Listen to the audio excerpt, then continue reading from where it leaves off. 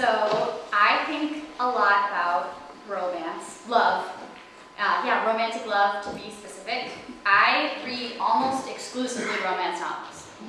And I much prefer to watch a rom-com than an action movie or, I don't know, a mystery. I do like mysteries, but that's not the point of this conversation. The point is that my favorite bedtime story growing up was How My Parents Met. And I used to ask to hear it over and over again, how they met and how they fell in love, how I came to be the points of connection. So I could tell you the story myself, I really could. I've heard it a million times, but I think it's always better from the source. So here are their words. So I was dating this guy, Bobby. He just wasn't. I knew he wasn't the one. My friend Dana had been talking about this guy at her work at Disney. Wanted to fix me up. Okay, so I was standing in the copy room on the second floor of the ROD building at the Walt Disney Studios when Joanna's friend Dana, who worked on the same floor with me and with whom I'd become friendly, walked into the copy room and said, "I have something to ask you. I'm only going to ask you once." She's like, "He's the one for you. I just know it." I said, "Whoever she is, I would really like to meet her." And I felt in the copy room at that moment that I was going to meet somebody that was incredibly important to me. And I knew it from that moment. And I was like, whatever, maybe. So I then said to Dana, "My friends and I are throwing a party, and if you'd like to bring her, that'd be great." And then I broke up with Bobby on a Tuesday. And Dana said, "Evan is having a party on Saturday. You should come." And I was like, okay. I mean, if I don't like him, maybe I'll like someone else. But remember, my blind date quota is 6 feet. If he's not 6 feet, I am not interested. My mom's 5'9". She said to me, "Oh yeah, he's probably 6 feet. I mean, he's way taller than I am." I'm like, "Yeah, but you're kind of short." But okay, whatever. And around, 9 o'clock that night, I was holding a tray of Jell-O shots, and in the door walked Dana and Joanna. So Dana and I go to the party, and we walk in, and there's this guy walking out, and he's wearing, cargo shorts and a t-shirt, and he had a baseball cap on backwards. And he's carrying a baking tray filled with Jell-O shots. And someone's like, "Evan, I want one of those." And he's like, "Okay, bro." And I didn't look at her. I offered her a Jell-O shot, and she took the Jell-O shot from me. And then I took a Jell-O shot. And then I think I kind of ran away under the auspices that I was looking after other guests. And I look at Dana and I say, "He's cute, but he is not 6 feet." My dad is also 5'9". 5'10" on a windy day. Let's say 5'9" and a quarter. I wanted to be maybe a teeny bit aloof because, you don't want to overplay the hand. I didn't want her to get bored with me too quickly. He ended up hanging out with me the whole time. That was January the 27th of 1996. I always thought it was really cool because my parents met on January 26, 1964. And I don't know, I thought it was kind of neat that I met him the day after my parents met. In hindsight, you look back at things like that. So that was a Saturday, and then probably spoke on Tuesday for the first time on the phone. And we were on the phone for a very long time. And then soon after that, he called me, and we stayed on the phone for 4 hours. I mean hours, 3+ hours probably. On a Saturday, I was going to Home Depot, and he lived in Playa del Rey, which is right next to the Home Depot, and I called him, and I'm like, "I'm sort of in your neighborhood." I'm sure I drove down. I was like, "Oh, conveniently, I'm at the Home Depot. Do you need anything?" He's like, "Oh my God, yeah, actually, that would be great if you can find phone cord extensions or whatever." We had just moved in, and we had 2 different phone lines, and one of them needed to be in another room. And I was like, "Yeah, I mean, I can get you that, but I do know how to rewire phones." And Joanna said, "Oh, I know how to rewire a telephone line." Well, hearing this, I was like, oh my God, what sort of person walks into your life the moment you need rewiring? And you have no idea how to rewire anything. And since That's a pretty positive sign. That was amazing. It's funny because I'm sure if you talked to him, he'd say, I fell in love with her because she said she knew how to rewire phones. So I went to Home Depot. I did get the extensions for him, and when I got to his apartment, the phone wiring system was a little more complicated than I was used to. So I didn't feel comfortable pulling apart his phone system. What if I ruined it and I barely know this guy? Anyway, he was really, I guess, excited that I attempted to rewire his phones. That's how we met.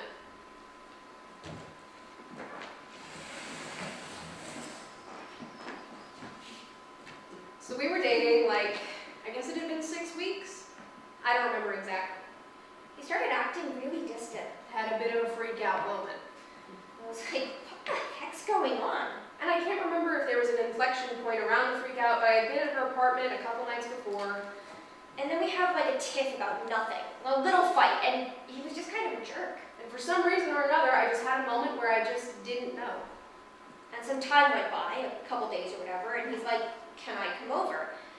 I figured he was coming over because he wanted to tell me that he wanted to be exclusive, or at least apologize. Everything was too easy. I just didn't understand how relationships with somebody could actually flow in such a way where there was such ease to it. Honestly, I loved him at that point. I remember vividly, I was sitting on my coffee table, and he was sitting on my couch. I wanted him to tell me that he wanted to be with me, that he loved me, and I really thought that that's what was going to happen. And I'm looking at him all excited, and he looks at me and goes, yeah, I feel like I need to be honest with you. There's someone else that I have feelings for. And that caused me to tell her that it was the wrong time. And I'm like, I'm sorry, what? And he's like, yeah, there's someone, she's in Baltimore, and I feel like I need to see where that goes. That she was fantastic, but that I just didn't know. I was so shocked. It just blew my mind that he was dumping me, and I was like, why is this guy dumping me? He loves me. I can tell. I didn't know how to articulate and use the words properly to say, I'm having a bit of a freak out here. He said, actually, he's like, you don't do it for me. That's what he said. You don't do it for me. And I'm like, I don't do it for you? What the fuck? And it's probably because I'm with someone who matches so well for all the things I've always said I wanted. Now I have that person sitting in front of me and it's too overwhelming. I can't even find the words to deal with it. So my gut instinct is to say, I'm not worthy of this, and I should probably just walk away. Anyway, I was like, okay, if that's how you feel, then that's how you feel. I am a once-in-a-lifetime opportunity. I will occasionally say things that are really stupid, and that was one of them. I need to break up with you because this is too easy? But, I mean, I hope we can still be friends. Yeah, no, bye-bye. And I just shove him out the door. And that would become a mild trope that you'll probably hear about at some point in the future, if you already haven't. How is it possible that this person could be so stupid? So, despite being a once-in-a-lifetime opportunity, A well-laid plan was implemented by Joanna. they got back together. And here's the next part. It's my favorite part. So, a year to the day, on January 27th, I decided that it would be nice to bookend, and on our anniversary asked her to marry me then. And so I left work early and got home. he wanted to take me to dinner. And I'm like, okay. Well, he goes, but I want you to come over to the apartment first. And I'm like, well, where are we going to dinner? And he's like, oh, in Beverly Hills. I'm in Beverly Hills. You want me to drive all the way there to you? Yeah, I want you to spend the night. And and I'm like, okay, I'll drive. And I came up with a silly story and I said I had thrown out my back and I needed her, as opposed to me driving to her, I needed her to drive to me. She drove over. So it's kind of a frustrating afternoon to get there. Like, he was running late, called me. It was very blustery. So I get there and he's already home. And we talked for a few minutes and then I went to the refrigerator and I removed the 2 Jell-O shots and I handed her her Jell-O shot and she started to eat it and I said, before you eat it, you should know, there's a ring in there. And I walk in the door and he's standing there with a tray of Jell-O shots. No, 1 Jell-O shot. He's standing there holding a Jell-O shot, a red Jell-O shot. And I got on my knee and I said, I had a really big speech plan. And he looks at me, and he gets down on one knee, and he says, you know, I love you so much. I want to spend the rest of my life with you. Will you marry me? I don't think I wrote it down, but I had a plan, and I kind of broke down in tears and just said that it would really make me very happy, and I would be honored if she would become my wife. And I'm like, what? So I was laughing, and he's holding this Jell-O shot, and he's like nervous holding the Jell-O shot, and I look at it. It has saran wrap inside the Jell-O shot. He's like, the ring is in there. I'm like, oh my God. Now this thing was like wrapped up in cellophane, and I was panicked because I was putting this beautiful ring into hot Jell-O and putting it in the refrigerator. It's a funny memory, so it's all wrapped up. And then I sort of sucked on the Jell-O shot, and he's like, don't swallow it. So I sucked on the Jell-O shot, and I sucked on the cellophane. It kind of sucked the cellophane off. So she unwraps it. And we opened it, and then he put the ring on. I think I did a decent job of the sizing, but it wasn't perfect. Then he takes me to this restaurant in Beverly Hills called El Cholo, and it's a really romantic restaurant. I had planned dinner with my parents, Ben and Adria, her dad James, and his then girlfriend, not yet wife Hillary, and her mom Susan, and Susan's boyfriend Steven. And they were all there waiting for us. And they were so excited. I had roses too. I think he gave me roses, red roses. I love roses. And that was the night. I felt like I was on a cloud, you know? It was a great night.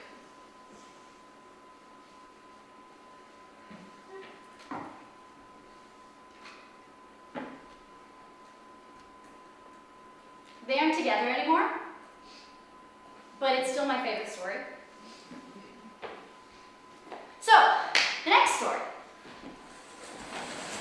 Now that I am grown and in love, it was important for me to know where my person came from, the love that created him. So I asked them, and here are Leo and Angelica. It's pretty funny, actually. We met in undergrad. We were both trying to get into a class. A class that was oversubscribed. A video production class in the Ethnic Studies department at Berkeley, which had recently received a big grant and had all kinds of cool equipment. And way back in the olden days, they actually posted the paper waitlist on the professor's door. This classroom was in a building which was famously Byzantine. It had been built at 3 different times and the floors didn't match up, the numbers didn't match. I managed to find my way to the right floor. And then I noticed this person that I found to be striking walking down the hallway. And when I got done sort of thinking about how interesting looking she was, I also noticed that she was headed towards the same list I was.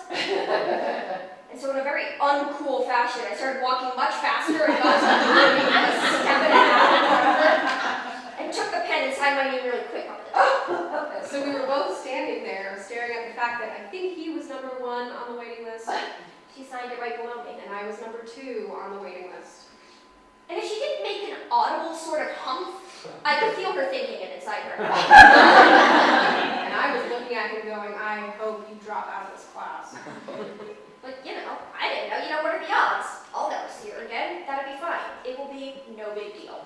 We just had a really brief conversation at the door, and then we went our own separate ways. But it turns out we both got into the class. And then we were in the class together, and that's how we met. We just started spending more and more time together working on a group project. And, you know, in that initial period of getting to know her, I just was amazingly impressed with her clear thinking and her ability to articulate what she thought, seemingly with great confidence. There's just nothing disingenuous about her. Even though we're completely different, I feel like our personalities are complementary. What I like the most about her is her kindness. I just thought he was funny and kind. Having an intellectual companion, I knew that he was my intellectual equal. and someone who's on the same page morally, you know, about sort of the big things, the big questions, almost always. It's been a great comfort. We shared a lot of the same values. A sharp mind and sense of humor. He's a good guy. I can't imagine anyone being more steadfast or reliable or responsible. Her love of beautiful things. Her love of small creatures, be they human or animal. Her love of beauty. It just kind of happened. We never really did go out. We just hung out more and more and more together until 30 years later, and we're still hanging out. And, you know, at some point you just say the rest is history, you know? I think that was it. I think after that we were rarely ever apart again. That's my story, and I'm sticking to it. So, now that I am grown and in love, I already said that line. I'll go back.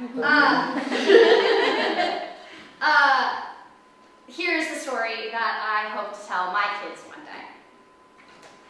This is me and Raphael.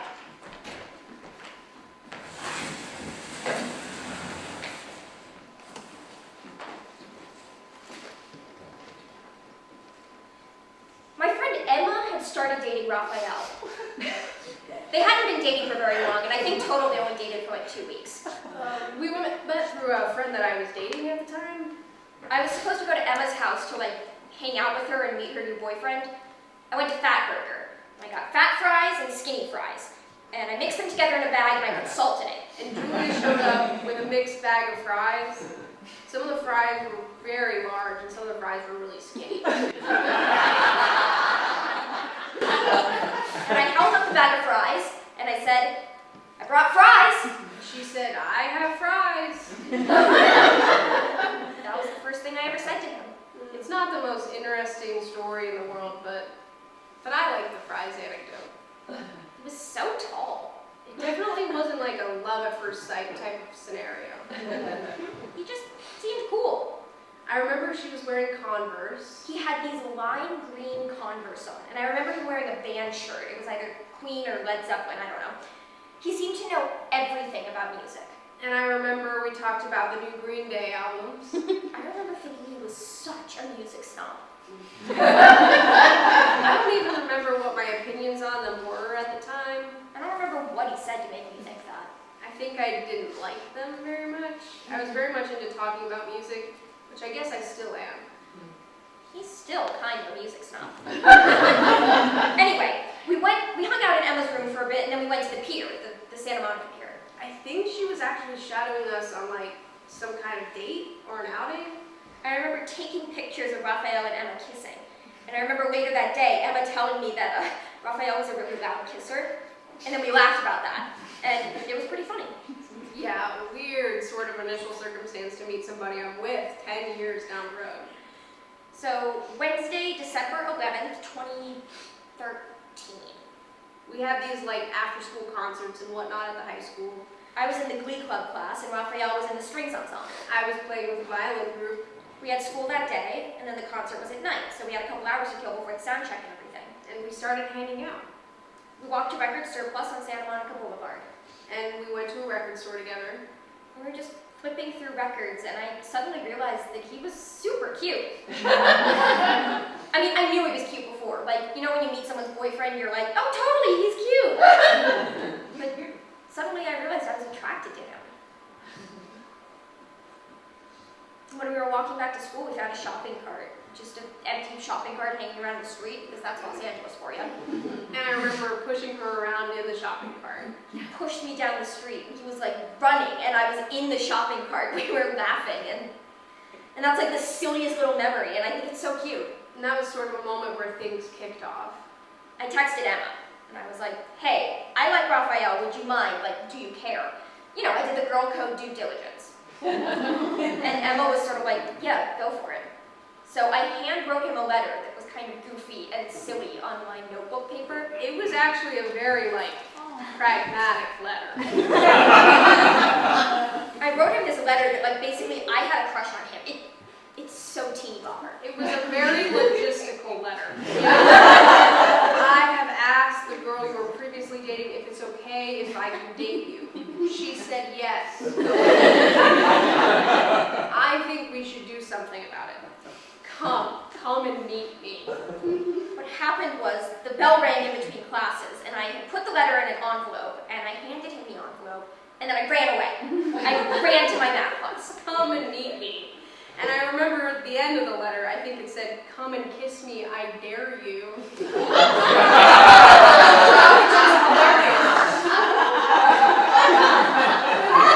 And during class, he texted me, do you want to go talk somewhere? I was in Spanish class and I read the letter. I left in the middle of class. I just like ditched a good 20 minutes of the class. So I met him outside, and we walked sort of around the building to this yellow stairwell type thing. We were at the top of the stairwell and the theater had been that had been billed at the theater, yeah, we talked for a while.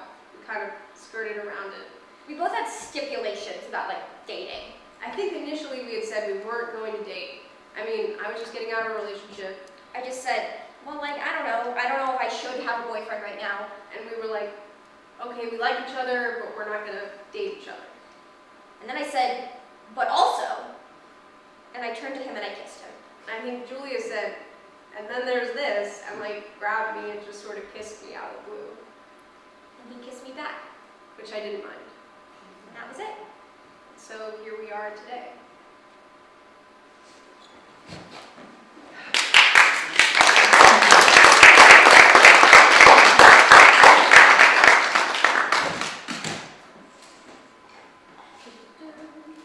So when I started this project, what I was interested in is married couples and how they stay together and how they get together and how they stay together. We're all tangled here, man. We're good. And so what I did was I interviewed 3 couples, and I used, actually one of those couples I ended up using the show. It was Leo and Angelica. But what I really wanted was to interview my parents, but I was afraid to do that. I thought it might open up wounds. You know, they're not together anymore. I thought it might be like their wounds or my wounds, definitely my wounds, but maybe theirs too. And so I was afraid to, but I did anyway. And I interviewed them, and I thought, okay, well, I should do this because that's what my show is supposed to be. Pain. People like it. It's theatrical. So I did interview them, and then when I put the script all together, it was all fluff. I had left out the pain entirely. And I think it's because I want to live in the fluff. I love fluff. I only wanted the fluff. I want to live in the hand-knit blankets of it all.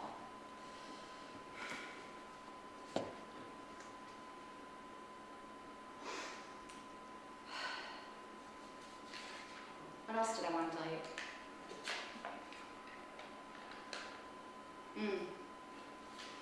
So I put together the script and I showed it to my mom, and she liked it. She didn't really get it. She was like, "Why are you writing this?" And then she said, "It's not really writing, it's like creative editing," which is its own skill, but that my voice was missing from it. And I thought about it, and so I thought maybe she's right. Maybe I am hiding behind other people's words. So here are my words, and here is what I want you to take away from this.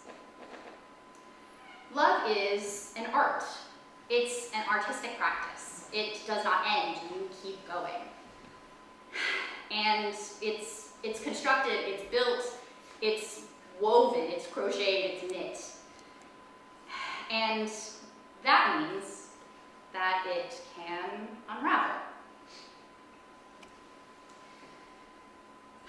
I didn't really want to talk about unraveling, and I'm not sure I even really perfectly demonstrated with these stories that love can be unraveled and then like woven back together. I really only told you about one time that my parents broke up, but they actually broke up 3 times. And you know, they unraveled, but then they wove it back together and they found they were their way back to each other. And then they unraveled again. Really, I just wanted to show you my puppets and tell you my favorite stories. And I didn't really want to talk about unraveling. I just thought, I don't know, why bother talking about something that's painful at all? Like the show doesn't have to be pain. The show can be just my puppets and my favorite stories. But I thought maybe I would just tell you about how I feel about all of it. So I'm trying very hard to come to a conclusion, like a thesis, if you will. So I believe, here's my thesis and here's what I want you to take away from this. Love is constructed, it's woven together, but even if it unravels, you can still take pieces and take the string and make something new. You can weave together again. You can make something new, like this Smurf hat.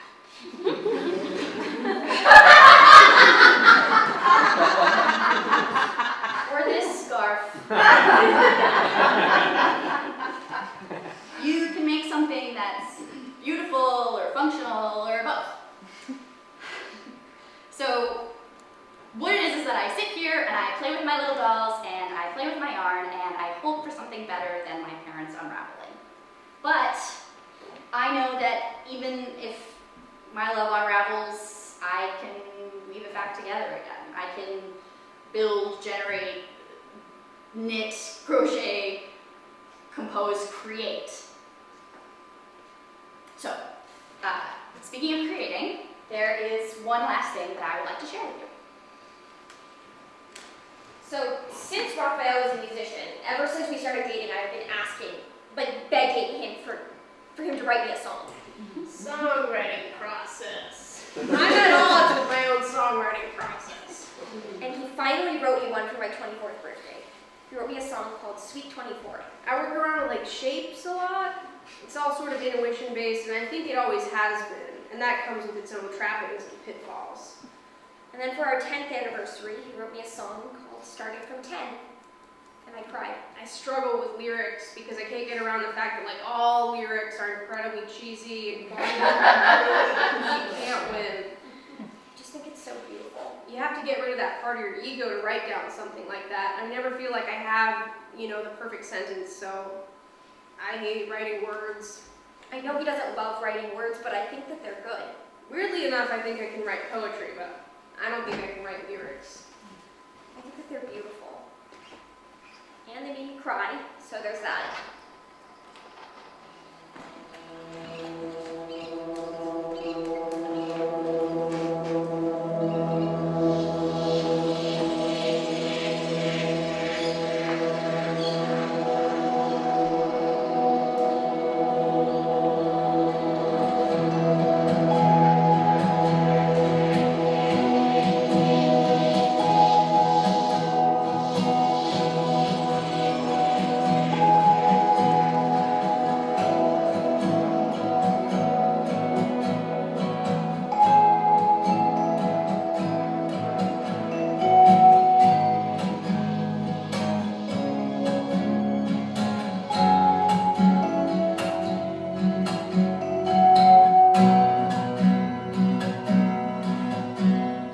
If 10 years go by in the blink of an eye, you can't deny that it is love.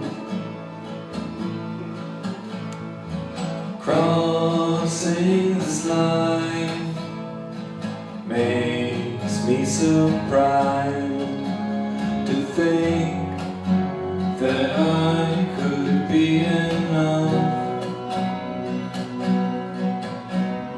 I look to the skies in search of a light, like sun shine on a cloudy day. If I ask myself why, I realize I'd rather feel your love than pray. 'Cause if I can't find solace in a heaven above, then I'm finding it in your eyes. Starting from 10 together, wouldn't that be nice? I look to the depths in search of the rest.